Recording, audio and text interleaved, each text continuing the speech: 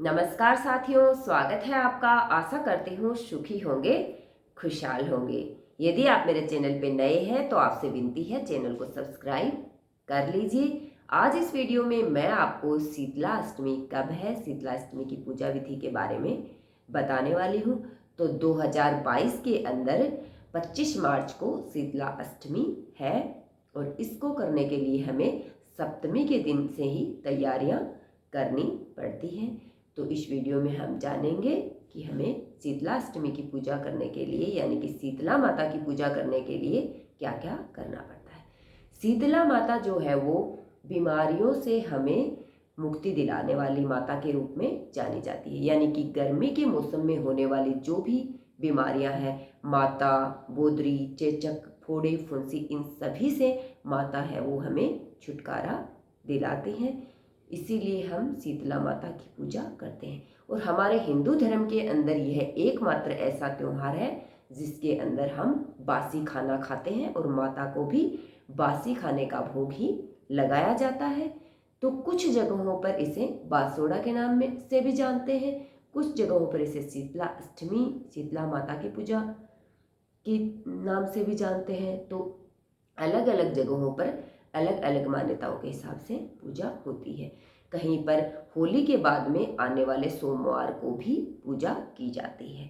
जहाँ पर जिस तरह से हम पूजते आ रहे हैं वैसे ही हम पूजा करेंगे। और पूजा करने के लिए हमें करना ये होता है कि यदि हम शीतला अष्टमी के दिन शीतला माता का पूजन करने वाले हैं तो सप्तमी के दिन हम रात्रि का जो भोजन बनाते हैं वो नहा धो करके उसके बाद में हम किचन में जा कर के अच्छी तरह से साफ सफाई का ध्यान रखते हुए सप्तमी के दिन जो है माता के भोग का भोजन तैयार करते हैं। अब माता के भोग के भोजन के अंदर हम पूरी सब्जी बना सकते हैं, मीठे गुड़ के चावल बना सकते हैं, दही जिमाना आवश्यक है, वो नहीं भूलना चाहिए। राबड़ी बना सकते हैं, बाजरे की राबड़ी भी बनाई जाती है। विभिन्न प्रकार के व्यंजन बनाए जाते हैं, लेकिन माता के भोग के अंदर दही, राबड़ी और एक कम सिकी हुई रोटी यानी कि एक ऐसी रोटी जिस पर लाल निशान ना बने हुए हो वो माता को हम चढ़ाते हैं। मूंग की दाल भी माता को चढ़ाई जाती है। तो इस तरह से आप पहले दिन भोजन तैयार कर लीजिए।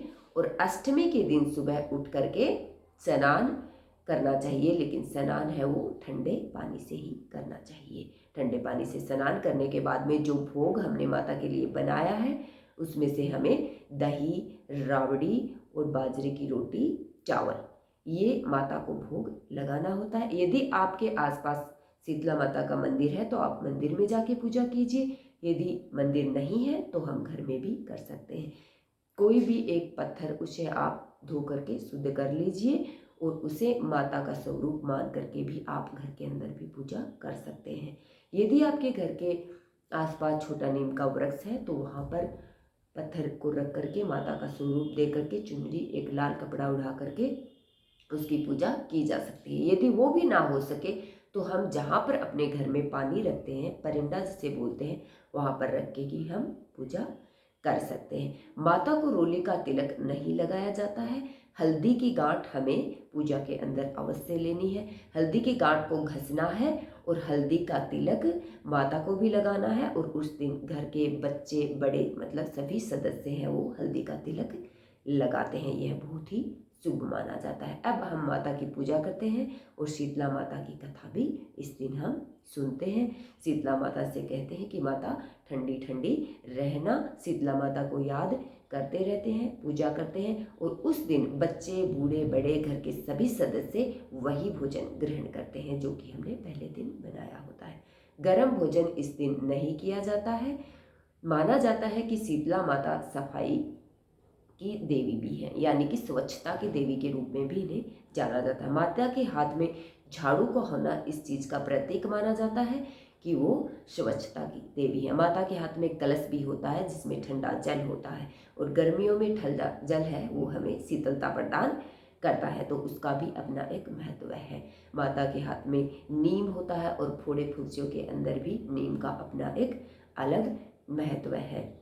सूप भी माता के हाथ में होता है जो कि हवा देने के काम में आता है। तो इस तरह से माता के हाथ में जो भी वस्तुएं हैं उनका भी अपना अपना रीजन है। तो ये सोच करके कभी भी हमें ये पूजा विधि है वो नहीं करनी चाहिए कि परंपरा चली आ रही है, अंधविश्वास समझ करके हमें अपने मन और लगन से ये जरूर करना चाहिए, क्योंकि गर्मी की ऋतु आने वाली होती है और पहले का जो टाइम मतलब मौसम जो है वो बदलता है, उससे हमारे शरीर में परिवर्तन होता है और उससे बीमारियां भी उत्पन्न होती हैं।